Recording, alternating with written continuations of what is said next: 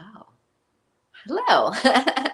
I was just noticing that I had misspelled something there, but here we are for our Is Our Yoga Working conversation.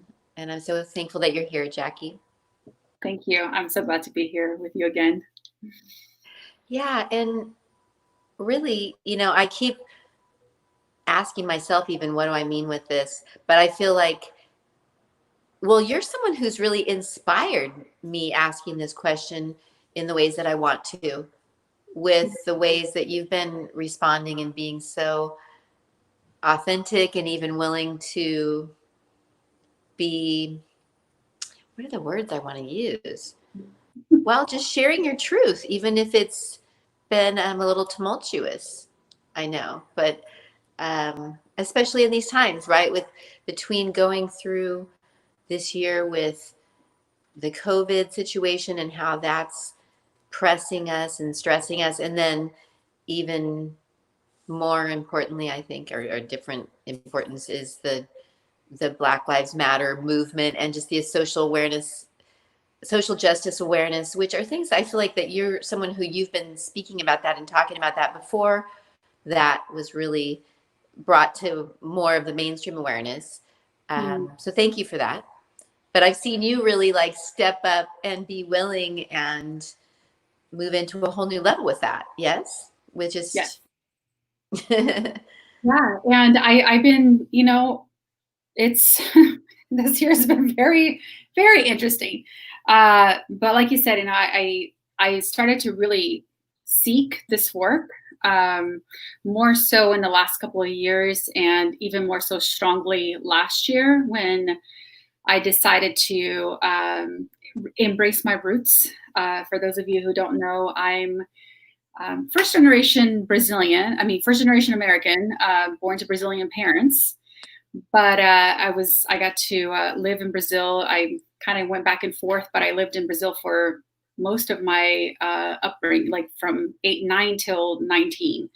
I was in Brazil like for that whole time, and just noticing how racism works in other countries. And growing up, I have very curly hair, which it's in the process now of going back to itself, I guess. But for 15 years of my life, I straightened my hair chemically because of this idea that I grew up always hearing, ooh, curly hair is bad hair, or oh, you have a foot in Africa, oh, you're part black, and making it something that's bad, right? Something that is uh, something you don't want to be associated with. And and so, when I moved back to the U.S. at the age of 19, I kind of like decided that I didn't want to be Brazilian anymore in some ways. Like I really wanted to assimilate in the white culture.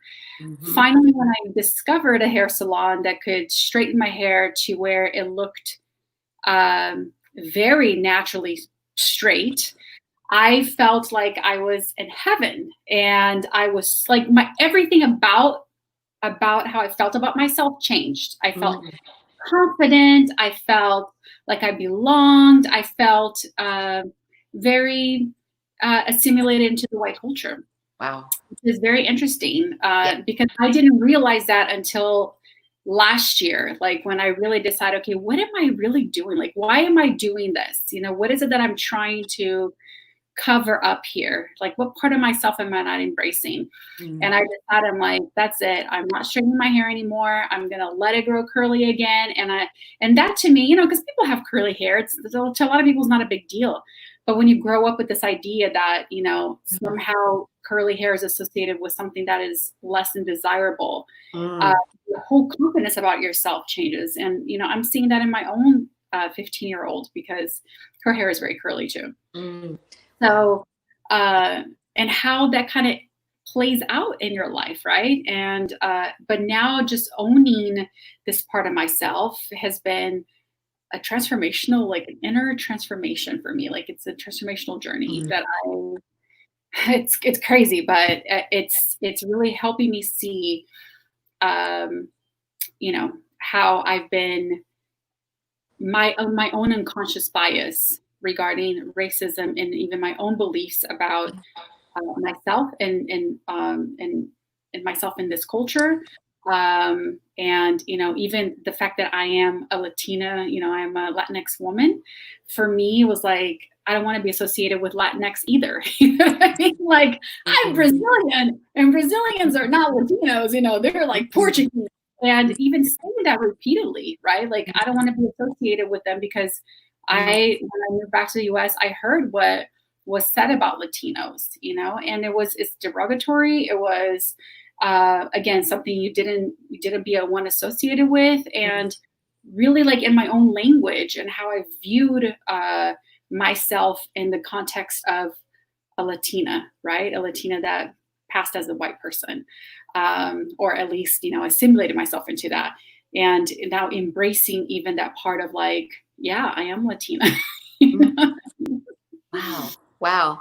And I'm thinking about that word compassion, and then I'm remembering how you also part of your studies and have been being very into this Buddhist approaches, right? And so, yeah, this seems like such an aspect of like compassion with self for people who are I've now when I say people of color, I feel like it's like not the accurate way to say it, because my friend Martine, who's Mexican American, will say, "Well, we're all of color. Like we're not. None of us are invisible." So I'm just finding like I'm still, of course, still discovering what's the respectful ways to talk about this, but yeah, this compassion for self that it's like awakening within all of us, but especially people who've been of maybe darker colors, right? Because that's such a different experience in our country, especially. And yet I know you also really speak to a lot of us Anglos, right? Because you also, have easily like blended into that world, right? As we see, that's actually a true thing to be aware of. And yeah, I just really appreciate that you're bringing this compassion. But yeah, what do you think? Does compassion seem like a word that's part of what's awakening here with this whole movement, like for yourself, or what you see happening with this racial social awareness that so many of us are opening up to? Yeah, I think compassion is a good word, right? We talked about the meaning of compassion when we talked before, right? Is to passion means to suffer and comes to be with, right? So being in the suffering of another together Ah, with that person. And wow. so, being able to put yourself in somebody's shoes is a huge part of I don't even want to say like awakening. I feel like at one point in time we had that, somehow we lost our way.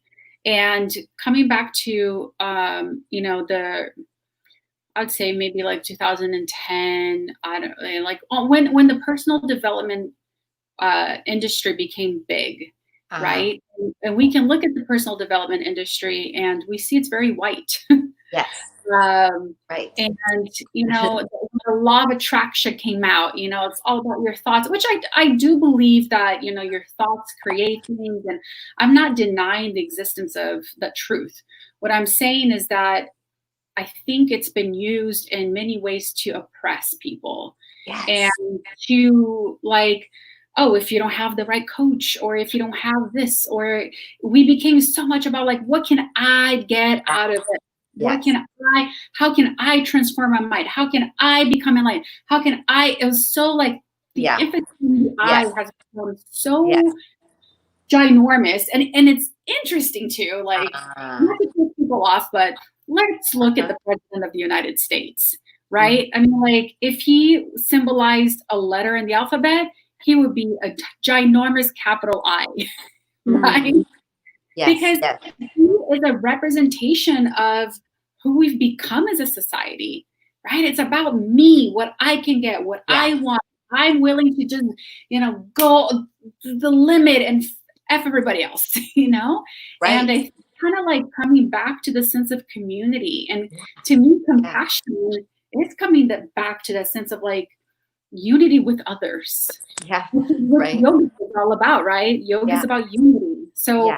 how can I become united with others that, I can step out of myself and actually see myself in the context of the community, of other people, and so that's what I like right now. That's what I've been working on. It's when this whole thing happened in the beginning of, the racial um, revolution. Let's call it that way, right? I like that. The racial revolution began this year. To me, I was so enraged. Like, we gotta go out, we gotta do this, we gotta, like call people out.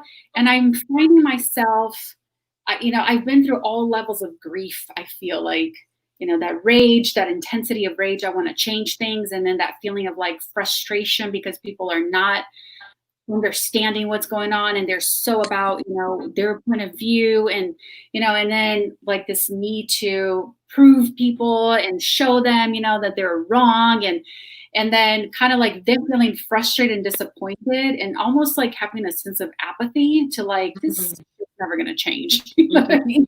And then now being like, okay, I have to be responsible for what I create in the world, and I have the opportunity to collaborate with other people. So how can I do that in a way? Because I get stuck, and I think it's like a distraction in some ways. I get distracted by what other people who don't agree with me are saying, as opposed to finding the people who are willing to go out and create the change. And so I've been, looking at that for myself.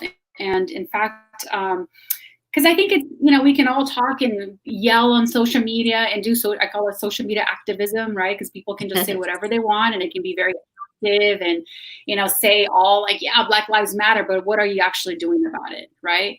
And I got together with some people in my own city who I've never met before. And together we created a task force. Like we created a community where we've been attending our city council meetings. We've been putting together different things like that we want to see in our own town, these different things, because that's how where change is going to occur, is where you can make where you can be present to that change, right? Because like I said, we can get the bullhorn and the yell out on social media. We can protest, which I think, I've done it. I think it's great. It has created a lot of changes, but you have to come back to where you currently are, and you got to start from where you currently are. And it's been like and I feel myself at times with this push and pull. Like sometimes I get very excited about it, like let's do it, and other times I'm kind of like, oh my gosh, it feels like too much, like I don't know what to do, or I don't know. And I forget that when I go into that space of, I don't know what to do, I feel like I have to do it all. I'm getting myself out of, I'm focusing on myself as opposed to the community. Right? We're all working together. So why do I have the feeling that I have to do it alone? That's just not true. Wow. That's such an interesting like piece. And I'm so thankful that you brought up as part of what you said, how, and that's certainly a big piece of what I want to look at with this series, is how our personal development work of any sorts could potentially just lead to us being all about me, right? And even kind of like don't give me any of that negative vibes, right? And just so into our own personal experience, which can be such a disconnect, right? And yeah, I love that you bring it back. Like, I feel like you two are such a personal example of someone who I think of you as highly spiritual. And I know you do a lot of like really cool, awesome spiritual work, right? And you've really teach that and share that and are that. And though you're also someone who's, I feel like, helping us look at when we're using that to be like a disconnect or a source of oppression, right? With others of all sorts. And so, yeah, I love that you're really bringing it, like grounding your intentions. I can see just in like literally bringing it into like your practical, tangible community style helping, right? Yeah. And I Yeah. think, I mean, when you talk about spirituality, I think, when I look at what I practice, I practice Buddhism, and the whole premise of the organization that I practice with, which is all lay members. We don't have any priests or temples, or, it's all very community oriented. And, the whole premise is like, it's the happiness of each individual. And we call it the process of human revolution, right? Is when you can transform your the belief that you have about not being good enough, the belief that you're not worthy, the belief that, you're not a Buddha, right? Because Buddha, all it means is someone who has wisdom. So if you can see that about yourself, then you can see that about others. So it's like this process of transforming the negativity that exists within each one of us. Mm. And, but it all happens in community. Nothing happens by itself. So Mm. I'm having to come back to, like, I have everything within this organization that I've been taught, the power of dialogue, which is all, I work. So the name of the organization I practice with is called Soka Gakkai, and it stands for Valley Creation Society. And it's all about engaging with dialogue with people, and really, like, talk about compassion, being able to listen with compassionate ears, right? So that when somebody's talking to you, you're not formulating already another answer. You're not like trying to give them a formula to change their, life or their situation. It's like, you can be, right? You can be with that suffering or that dream, or, whatever that person is sharing with you, in such a way that they feel so heard, they feel so seen, that it transforms you and it transforms them, right? It gives them hope. And hope is what's lacking in our world. Like, I feel like we don't have any regard for life. We don't have, regard for the next person who's, might be struggling, but we're not willing to take off, our blind, so we can actually acknowledge the suffering of another human being and do something about it, And so I'm not saying like I'm there. I'm just saying that's that's what's possible. And my hope is that we're all working toward that, Yes. Compassionate listening. Yeah. And that's the hope, is if we are feeling like we're not in the strength to do that, right? To be ready to compassionately listen to someone else, then hopefully that's what our self-care and spirituality can be about, is getting us into the place and strength to feel more ready to be that and do that and bring that. Yeah. And there's nothing more life transforming than actually helping another person. Like, in this Buddhism that I practice, we talk about, if you're feeling down, or if you're feeling, like depressed, or your energy is low, like, pick up the phone and call somebody. Like, actually call somebody and ask them how they're doing. Because in that process of, like, even if you're feeling that way, when you talk to somebody and you actually start to listen to what they're going through, it kind of puts your own stuff into perspective, right? And together you kind of like come up with ways where, at the end of the conversation, the hope is that you're both now feeling so inspired. And both of your life we call it life condition, right? It's like the life condition rises. Yeah. And now we went from like, somber to, I'm hopeful again. I love that, though, to reach out. Like, if we're feeling low or down or disconnected, to reach out to someone else, but not necessarily because we need support, even though that can be helpful, but also it can be great to kind of shift our focus, right? And to make it that maybe this whole focus on ourselves is sometimes what can lead to some of our misery and suffering, right? And that actually there is something that really feels satisfying, to remember that we do care about others. And so, yeah, to reach out to a friend to see how they're doing, is going to get us back in that focus that maybe does just feel better to us as humans. I feel like it can, right? That, like, if we're like, we are all so connected, and maybe that's why a lot of us maybe struggling with how we're feeling in life because we're not feeling like we're getting to help other humans in ways that we want to, right? So I do feel like a lot of people really do have that desire, even if though, like you stated, we all go through those feelings of apathy or lack of hope, right? Or despair Mhm. about, oh, what can I do or what can be changed? Right. Mm, yeah. Indeed. And I don't know, anything else you want to say along the lines of, because again, one of the things that I love to experience when I'm, doing any of these conversations with you or part of your teaching is how you also are so spiritually connected and you do some of the things you do, like, channel in some of your guides and share that and help other people even connect with more, maybe spiritual realms way, right? As a way to describe.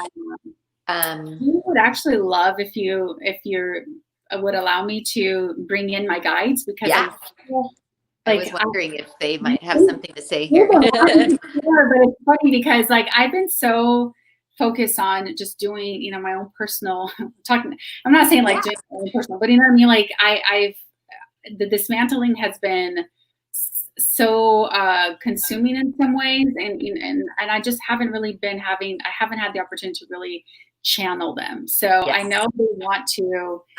I would love that. That would be Really. so cool. We would love to hear from them on, any of these things that we're talking about. So please. It's always so exciting. All them in. Okay. Hello, hello, hello, dear ones. We're here, we're here, we're here. We're so very grateful for this opportunity to be here again in this way, in this forum, to explore what is happening in your world. And of course, there's much that is happening, as you can all see and acknowledge and experience. And yet, there is opportunities for greater levels of. Consciousness, to become conscious. And really what to become conscious is to become aware of what is available and what is being asked of you and what is being asked of those on your planet, understanding that not all will be or are ready to engage in this kind of conscious awareness. And as we always like to say, we're not here to judge one's choice, whether they choose to awaken to this consciousness or whether they wish to remain in the space of being asleep per se. For it is all free will, and we do respect each person's free will. And of course, because of what is happening and because of these specific choices, you see the division happening, you see the violence, and you see all that is, how do we say this? We do not want to say necessarily darkness, but there is a sense of hopelessness in the world. And many people have attached themselves to ideas or ideologies that do not serve the greater growth of all humanity.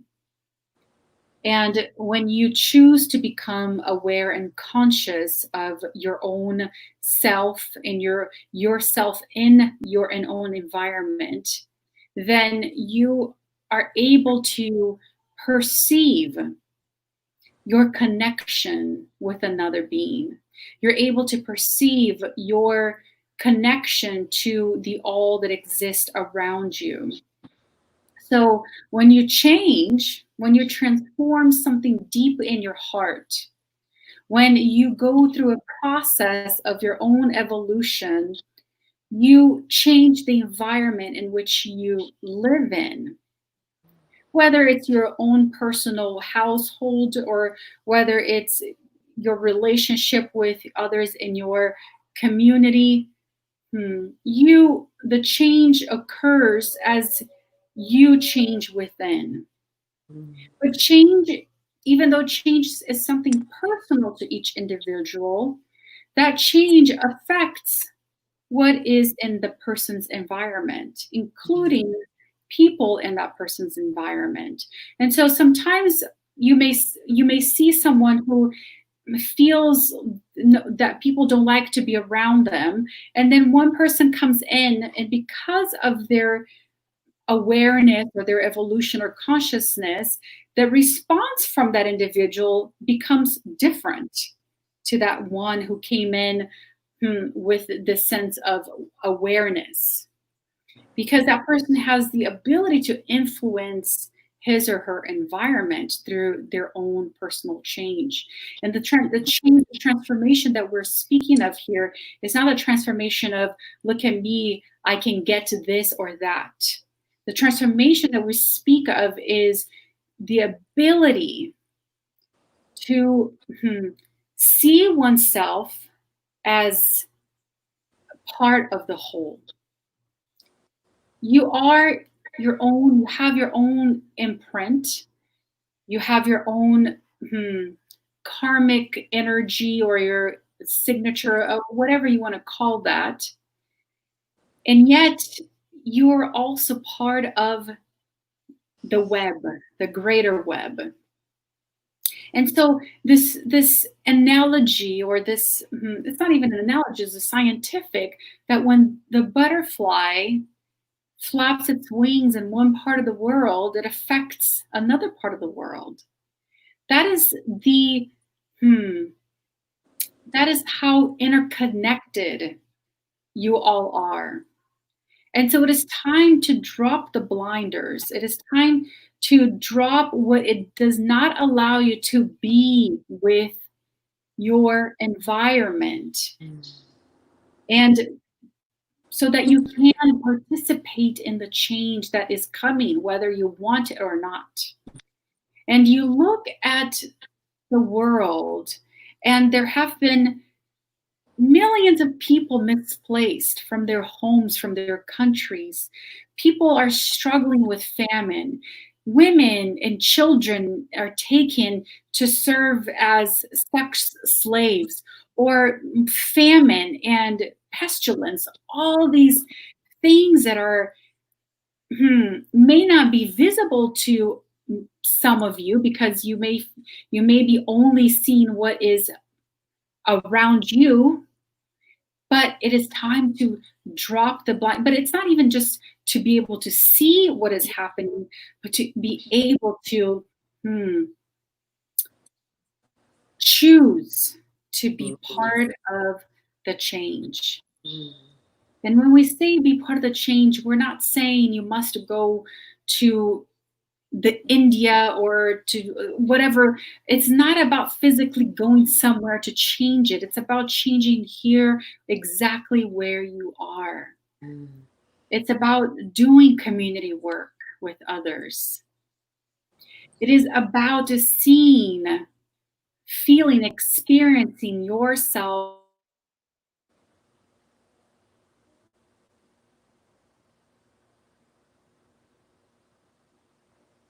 is dying. And of course, you see the resistance in humanity. Humans don't like change, and especially if change is going to change what they're accustomed to. But it is happening, and there's no running away from this. And of course, it's a choice whether you want to change, but you're going to be part of the change no matter what. And you're going to struggle if you choose to stay where you are, to fight and resist, or to only want for yourself and those who look like you. That is not where your planet is going. The consciousness of your planet has been in transition for many, many years. And it's achieving a level of culmination. And we'll speak in Christian terms.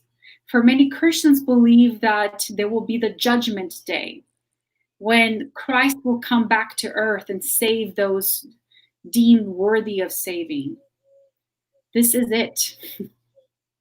And we do not speak of a human who's going to come and do this judging, or a force, a being out there who's going to come and do this judging and only save some. This is up to you. You are your own savior.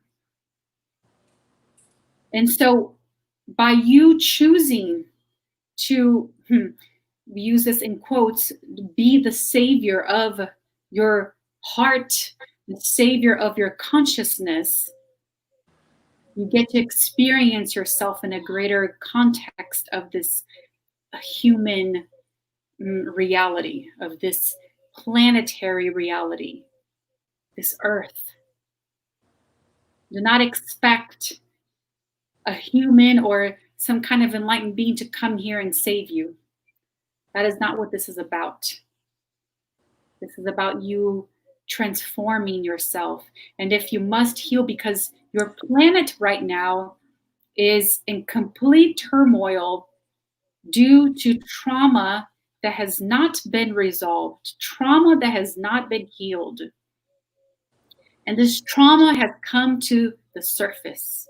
The trauma has come to light. And it is time to heal that trauma. Because if the trauma remains unhealed, there is going to be much suffering that will continue. And this, we do not say this to scare anyone or to make people feel worried or nervous. We are simply presenting to you the opportunity to choose awareness, to choose this inner transformation, to choose to belong, to choose to be part of your community for change, collaboration. Drop the I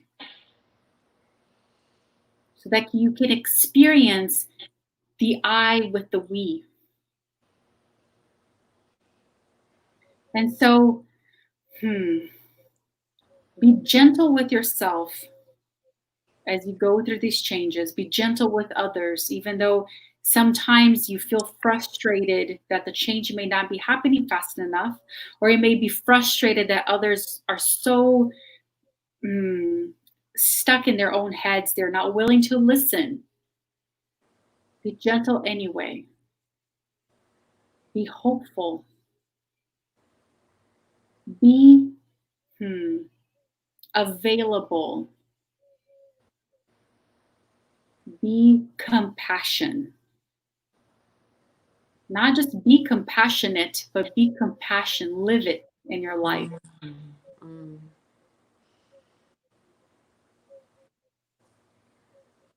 And so we want to say, we have much more to say, but we want to wait a bit because there's more, but there's got to be the time for that to be said. We want to say thank you for this opportunity to allow us to come through this channel in this way. We say bless to all of you and stay in your awareness. Stay in your connection with others. Stay in unity, as yoga means. We love you, we love you, we love you. Goodbye for now. Until next time.